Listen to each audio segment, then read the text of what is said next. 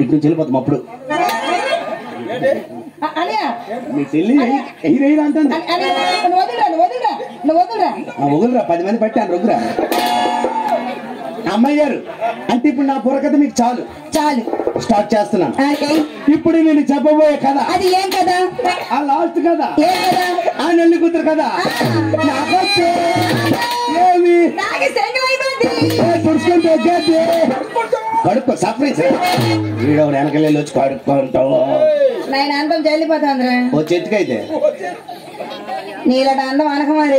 ఏమి అందమైన మగోడు అట్టుకెక్కి కూర్చుంటే కునికి కునికి కుడికి పొల బుర్రెట్టాను. నీలాంటి 10 రోజు ఆడదానికి జిలేబిస్తే జిడ్డని జాకెట్లు ఇచ్చి అయ్యో అక్కడే దాండదు బాంక. కుమారి ఏంటి నేను నాకుతాను అనలేదు. ఏమన్నావు? ఆ నెల్లి కూతురు కదా నాకు చెప్పడం వచ్చు అన్నాను. పొట్టి సీని గారికి నమస్కారం అండి. కిందకి పెట్టండి. ఈ నెల్లి కూతురు కదా చెప్పమంటావా? చాలా చక్కగా ఉంటది. ఎలాగుంటది కుమారి గారు? ఈ నెల్లి కూతురు చాలా సుకుమారి. ఎలాంటి సుకుమారి అంటే చీపురు పూలు గుచ్చితే చాలు శరం బొక్క అయిపోయింది. అది నోరా తాటి మట్ట. ఏ తల్లి కాసిందిరా నీకు? ఏ తల్లి కాసింది? మా నాన్నకెళ్ళాడు. నోడన్నా ఒక్కరోజు మంచి మాట్లాడవు నువ్వు. ఇప్పుడు నేను తప్పన్నాను. మరి ఎంతమంది మంది నువ్వు బొక్క అన్నావు? మరి ఇంకేంటారు? దాన్ని బొక్క అంటారు, దానికి కన్నం అంటారు. అయ్యో కన్నం కన్నమే బొక్క బొక్కే. ఎక్కడైంది అయినా ఈ రెండింటికి 2 అర్థాలు ఉన్నాయి. ఎలాగా? కన్నము అంటే కంటికి కనిపించదు, నీలాగా సన్నగా ఉంటది, నైస్ గా ఉంటది. ఇదిగో చిన్న సీమలు, చిన్న దోమలు, చిన్న పిల్లపాములు, చిన్న మంటి పొక్కడాలు ఇలాంటివన్నీ దూరిపోయేది కన్నం. బొక్క అంటే ఏంటో బెగడి గుడ్లాడా? బొక్క అంటే చాలా సింపుల్. చెప్పు ఏంటడిగావు? బొక్క అంటే బొక్క అంటే అవును నీ బొర్ర దూరిపోయింది బొక్క. రాదు చేసి పెట్టి లావుదాను. నీకు ఒక నమస్కారం, నీకు దండం. అందుకే నీ వెనక్కి తీసుకొని నన్ను. మీకు ఇలా చెప్తే అర్థం కాదు. మరి నువ్వు ఎలా చెప్తావు? నా భాషలో హుషారుగా చెప్తాను, చక్కగా విను. ఓకే అమ్మాయి దోలకుమారి. ఏడన్నారా నోరు పడిపోయింది దోలకుమారే. మై నేమ్ ఇస్ నీకు తెలుసు అసలు? What is your name? Kanyakumari. నువ్వే దోలకుమారి అంటాను పెట్టి నోరు తిరగలేదు. డోలా ఉంది తెలుసా? పోలకి దగ్గర డోల కుమారి అనే అమ్మాయి ఉంది, కానీ అక్కడ దోలకుమారి నాన్నకు. నీ పేరు? నా పేరు కన్యాకుమారి. లాస్ట్ లో డౌన్లోడ్ చేస్తాను, ఫుల్ చేసుకో. అమ్మాయి గారు మీకు ఎలా చెప్తే అర్థం కాదు. నా భాషలో చెప్తాను. ఓకే. మరి ఎప్పుడైతే నెల్లి కూతురు ఆపద జరిగిందో ఆ నెల్లి కూతురు తిన్నగా నాయుడు గారి వద్దకు వెళ్ళి ఆ నాయుడు గారితో ఏ విధంగా పిలిచేసిందంటే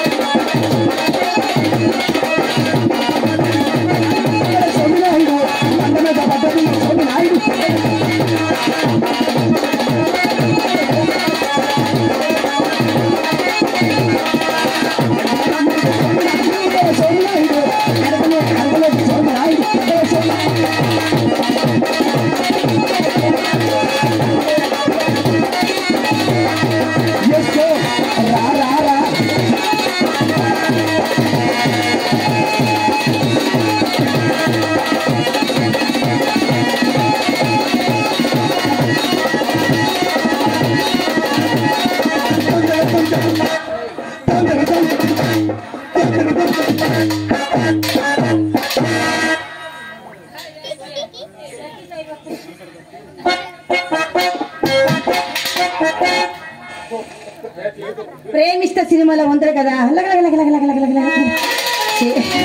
అలాగే ఉన్నావు.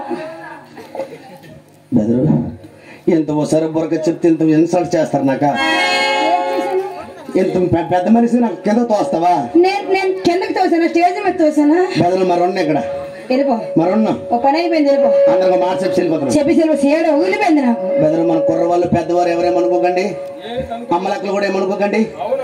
మరి ఎంతతో వెనకట్రా అయిపోయింది కదా.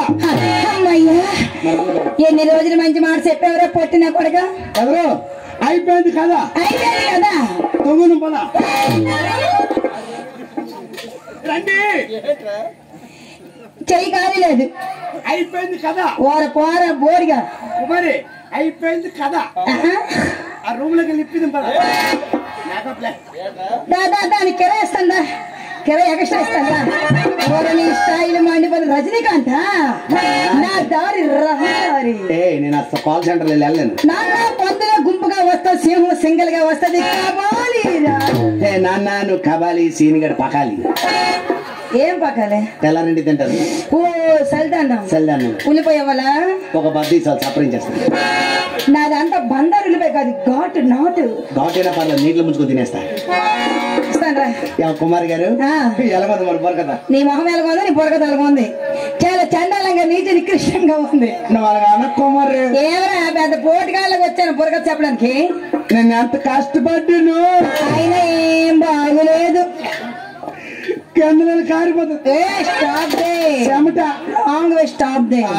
నువ్వెంత కష్టపడి పాడినా ఆడినా ఫలితం లేదు అంటే చిన్న డౌట్ నేను చెప్పే కదా వెళ్ళు కదా అంటున్నా అవును మరి అర్థం పరమాత్మ బుర్రకథ ఎలా ఉంటది బుర్రకథ ఎలా ఉంటుందో నేను చెప్తాను నేను ఒకసారిగా చెప్పాలి ఈ బుర్రకథ పితామహులైన శ్రీనాథర్ గారు ఏమన్నారంటే శ్రీ శేఖనాథర్ గారు ఏమన్నారు అన్ని చెప్తారు విన్నాయినా ఏదైనా ఒకసారిగా చెప్పాలి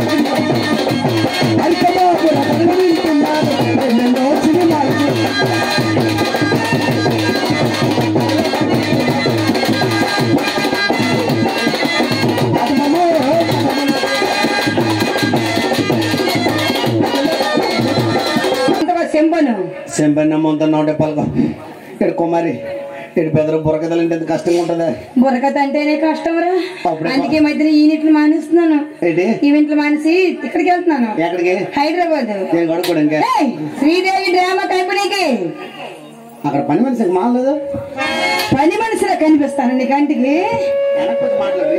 ఒరేయ్ నేను అక్కడికి యాక్టింగ్ చేయడానికి వెళ్తున్నాను ఆఫర్ వచ్చింది కుమార్ ఇచ్చిన డౌట్ ఏంటి అంటే బుర్రకథలు అంటే ఎంత కష్టంగా ఉంటదా చాలా కష్టం నాయన ఉండలేమురా చిన్న డౌట్ మరి ఎందుకు బుర్రకథ అని చెప్పి ఉంటుంది ఎవరికి